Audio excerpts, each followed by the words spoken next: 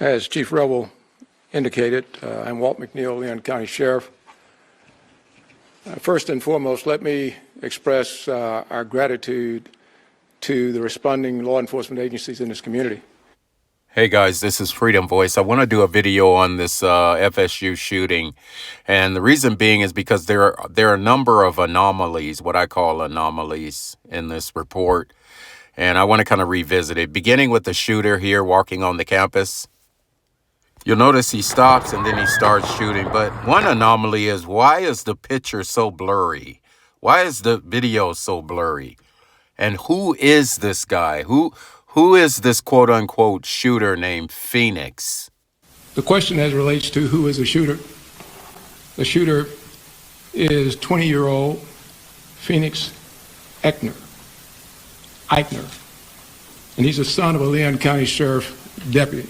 He has been steeped in the Leon County Sheriff's Office family, engaged in a number of training programs that we have,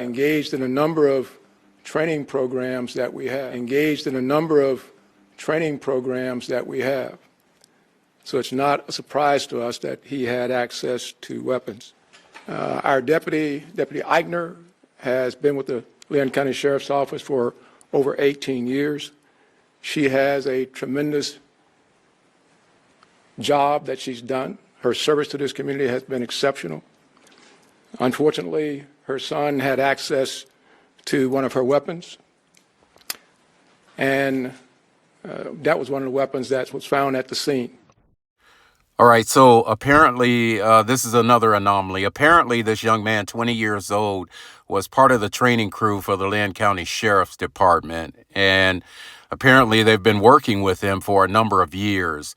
Now, this is where it really gets kind of strange, and there are a number of questions that I can't seem to get answers to, and what makes this very, very strange, this whole ordeal.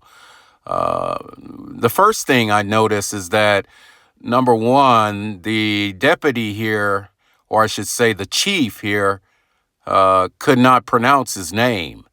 Now, if his mother worked for the department for 18 years, and he's part of a training crew for the department, how come he can't pronounce his name? The question as relates to who is the shooter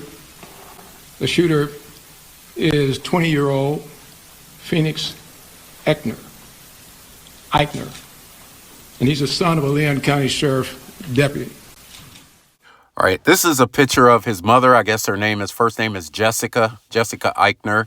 Here you could see the chief is awarding her for 18 years of service, I guess. If you look really closely at this picture, you can see that is her name on this certificate. But why is it he can't pronounce her name? Not only is that disrespectful, but it makes you wonder if this is truly the name of this kid and this truly happened. I have my second thoughts about it. there are too many anomalies and holes in this incident. I'm not just trying to be a conspiracy theorist, but how do you miss that? How do you mispronounce someone's last name that works for you for 18 years? The shooter is 20-year-old Phoenix Eichner.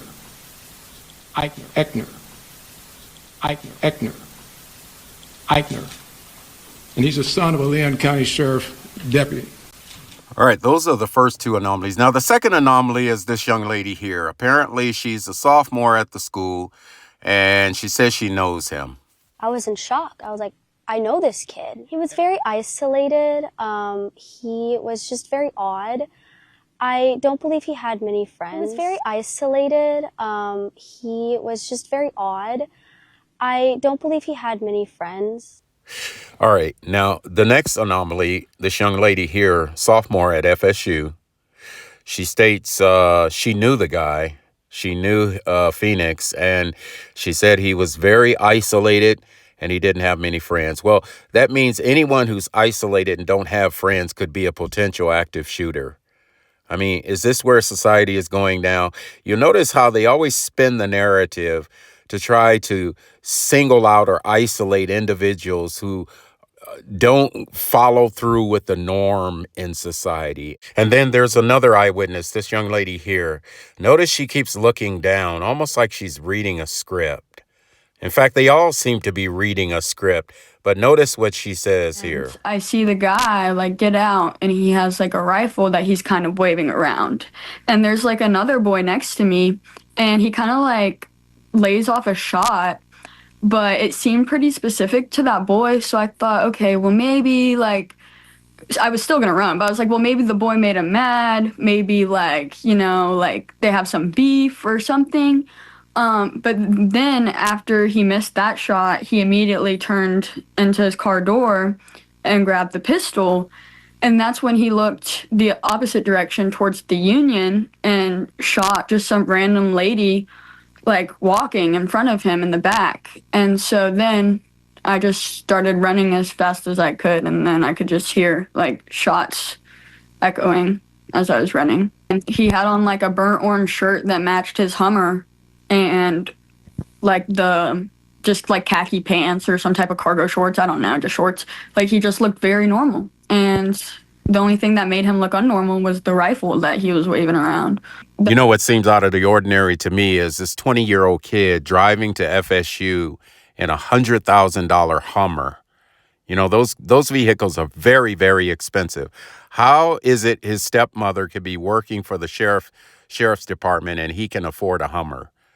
And then what about this young man here? You know, it's like nobody cries nowadays. All of these eyewitnesses just seem like they're just actors in a play, almost like they're telling a story. None of them are crying. None of them seem to be sad. In fact, this group here looks like they're hugging each other before they go off to the prom.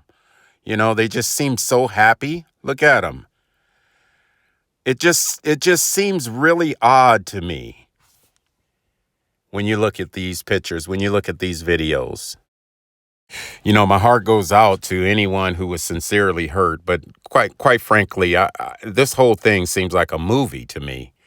I don't mean to make light of it, but you know, it just seems like everybody's playing a role. It's almost like they're actors in a play. It's almost like everyone's reading a script. You know, when you look at the press conferences, it's like they're reading a script. Look at this young man here. He just seems so gleeful and happy. Look at him. I remember back in high school, we had what was called Freshman Jam Day, where all of the sophomores, juniors, and seniors would, you know, find freshmen and basically beat them up. I mean, I was crying. I was running to the principal's office. I was scared. I didn't want to come to school. I told my parents, you know, I was asking for prayer. I mean, it was really traumatic for me. And these students have an active shooter event on campus, and it's almost like they're auditioning for a movie part. You know, they're smiling and happy and gleeful and joyful, and it just happened that day. And then another thing that I find very strange, not only do they talk about people who are to themselves, people who isolate, and how they can be potential active shooters, but they also point out people who quote the Bible as being people who are odd, straight-laced, people who need to be watched. You know, here they're showing Phoenix Eichner's social media and how he quoted Jeremiah 51:20.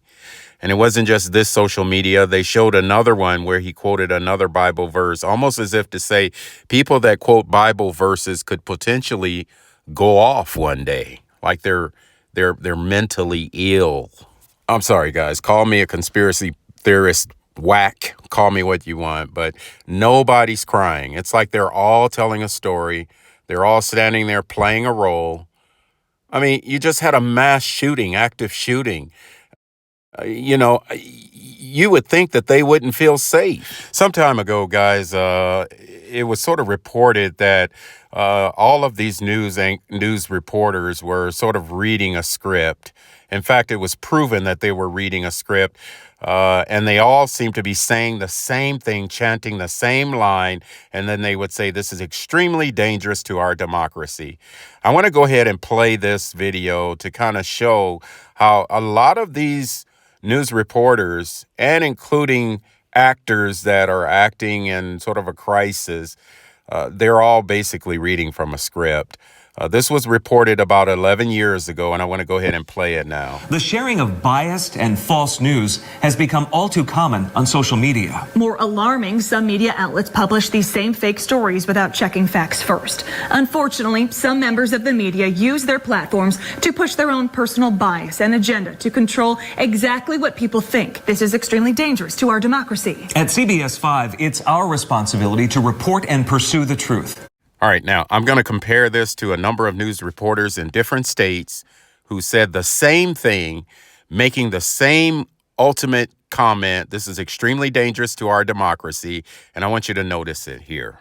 And Fox San Antonio's Jessica Headley. And I'm Ryan Wolf. Our greatest responsibility is to serve our Treasure Valley communities, the El Paso, Las Cruces communities, Eastern Iowa communities, Mid-Michigan communities. We are extremely proud of the quality, balanced journalism that CBS 4 News produces. But we are concerned about troubling, irresponsible, one-sided news stories plaguing our country. The sharing of biased and false news has become all too common on social media. More alarming, some media outlets publish these same fake stories without checking facts first. the sharing of biased and False news has become all too common on social media. More alarming, some media outlets publish these same fake stories without checking facts first. Unfortunately, some members of the media use their platforms to push their own personal bias and agenda to control exactly what people think. And this is extremely dangerous to our democracy. this is extremely dangerous to our democracy. This is extremely dangerous to our democracy. This is extremely dangerous to our democracy. This is extremely dangerous to our democracy. This is extremely dangerous to our democracy. This is extremely dangerous to our democracy. This is extremely dangerous to our democracy. This is extremely dangerous to our democracy. This is extremely dangerous to our democracy. This is extremely dangerous to our democracy. This is extremely dangerous to our democracy. This is extremely dangerous to our democracy. This is extremely dangerous to our democracy. This is extremely dangerous to our democracy. This is extremely dangerous to our democracy. You know, what's really extremely dangerous to our democracy is when reporters don't report the truth, when they just simply regurgitate what someone else has basically said in a script. So right now I have here with me FSU freshman Giovanna. Now, I know that today it's been a lot to take in. So first of all, can you start just by sharing some of your thoughts, some of the emotions that you feel even now, kind of after everything has died down a little bit? Okay, here's another eyewitness who tells her side of the story. She's a freshman at FSU, but notice the absence of any emotion in her. It's almost like she's reciting lines. And not only does it look like or sound like she's reciting lines, but I want you to notice real closely at what it seems as though she's looking at. It's almost like she's looking at a screen. It's almost like she's reading from a script. Notice it as I let the clip play. Yeah, I feel a lot calmer now that the situation has been neutralized, and I know that I'm safe and that my friends are safe. But honestly, I'm heartbroken over the fact that this could have happened to a community that means so much to me. I am just a freshman and I'm finishing out my first year in college, but I mean, this place and these people have meant so much to me in that short amount of time that it hurts like family, you know, like family getting hurt. And I'm heartbroken over the fact that gun violence has made an impact on my life more than once now. This is the second time that I've been involved in an active shooter situation. And honestly, I'm feeling disappointed in lawmakers and people that can do something about gun violence in this country, that people like me and my peers have to go through this more than once and sometimes, you know, not be able to live to tell the tale. It's just heartbreaking. To me, guys, it just seems like it's not natural. It just seems like it's not authentic. All of these eyewitness reports, including the reporters, you know, just seem like they're playing a role, almost like actors in a play. And if I'm wrong, you know, I'll take accountability for the fact that I'm wrong, but I don't think I am. Let me run this other clip from CNN, and I want you to notice this gentleman and what he says. Can you just tell me kind of when you realized that it was actually a shooting that was happening and then what happened next? For sure, Omar. So we were, like you said, we were working on a group project in our classroom, and then two students ran in yelling about a shooting. So we immediately did as we were taught to do in high school. We turned off the lights, locked the doors, barricaded under our desks, and for about the hour that we were barricaded, we could hear gunshots, and then three distinct times I remember someone trying to open our door. The second two times I know to be the police, but the first time everyone thought it was the shooter.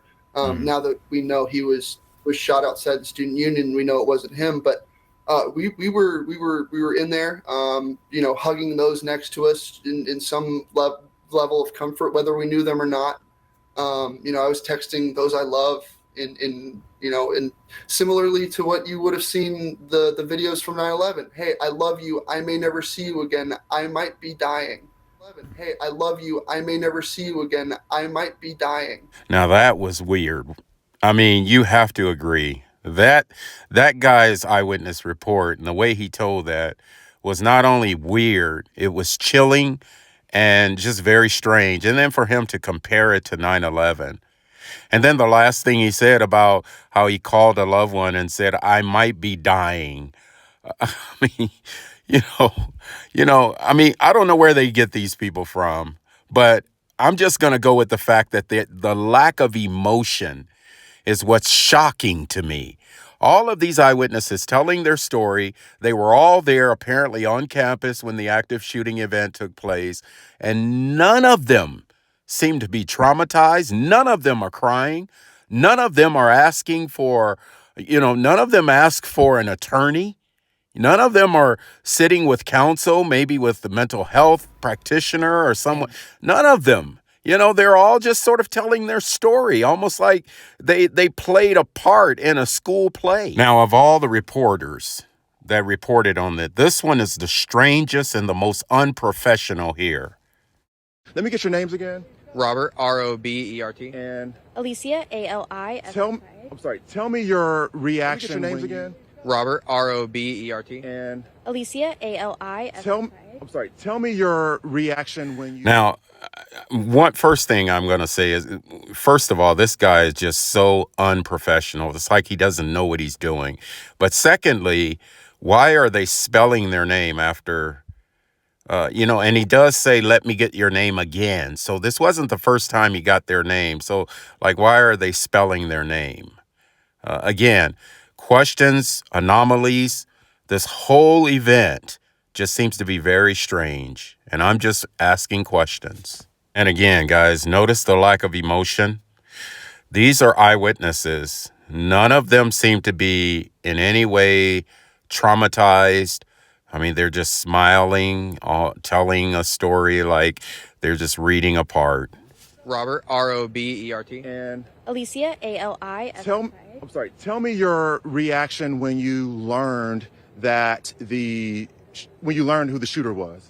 I was floored. Honestly, I didn't know what to think, because, you never think that anyone you know personally is capable of doing something like this.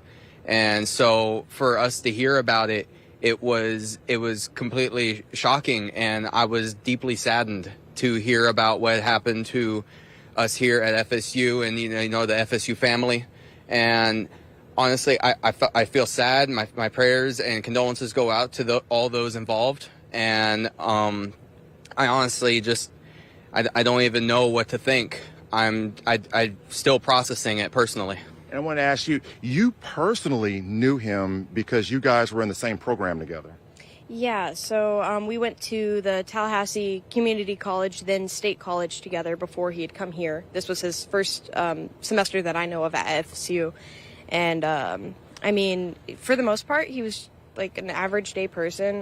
We got along well. I had a mutual friend with him, and we would all hang out. He's been to our place together a couple times and whatnot. I mean, we've gone like roller skating and all that together. So, if these people are not actors, if this is really real, then there's something else wrong with our society. I mean, either a lot of people, most people are like bots, robots, and they're just sort of just being controlled, or they're being mind controlled. Something's wrong. And it's not just in this event. I've been noticing it time and time again. For example, I'm following a lot of the senators on X. And you'll notice how they all, when they tell a story, they all say the same thing. And not only do they say the same thing, but they'll sit down in the chair at the same time at the same word when they're telling the story. I want to go ahead and roll this and show you how it seems as though even all the senators seem to be reading a script and like actors in a play. That's what you just saw. That's what you just saw. That's what you just saw. That's what you just saw. That's what you just heard. That's what you just heard. And that's what you just Allowing heard. Elon Musk to literally take a chainsaw. Elon Musk take a literal chainsaw? Literally take a chainsaw. Elon Musk take a chainsaw. Elon Musk, an unelected billionaire, take a chainsaw. His buddy Elon Musk. Elon Musk Take A chainsaw. Elon Musk dancing on stage with a chainsaw. prance around with a chainsaw. Elon Musk. Take a chainsaw. Elon Musk bringing a chainsaw and just trying to chop this stuff up. Elon Musk and his Doge boys. And his little muskrats. Elon Musk take the chainsaw. You know, guys, I don't recognize this world we live in anymore, because you'll have reporters and actors do this on internet, and then you'll have senators do it. And then they'll sit back and they'll tell us that that's the truth. Like they want us to believe the lie as if it's the truth. Something's really wrong with this world we live in. The only thing that you and I can rely on is the word of God, because Jesus says, ye shall know the truth, and the truth shall make you free. And friends, I want to tell you, the truth is not what we're being told. Not in the media, not by senators, not by anyone who is elected or appointed to protect and serve us. You know, it's like I feel like I can't trust anyone except God and his word. And that's where we've come to in this day and time. And friends, that is the truth. Notice this last clip as I close it out here. And notice how they'll tell you, after telling everything that they said, reading from a script, they're going to tell you that that's the truth, when we know it's a lie because they're all reciting it from a script. And that's the truth. And that's the truth. And that's the truth. And that is the truth. And that's the truth. And that's the truth. And that's the truth. And that is the truth. And that's the truth. And that's the truth. And that is the truth. And that is the truth. And that's the truth. And that's the truth. And that is the truth.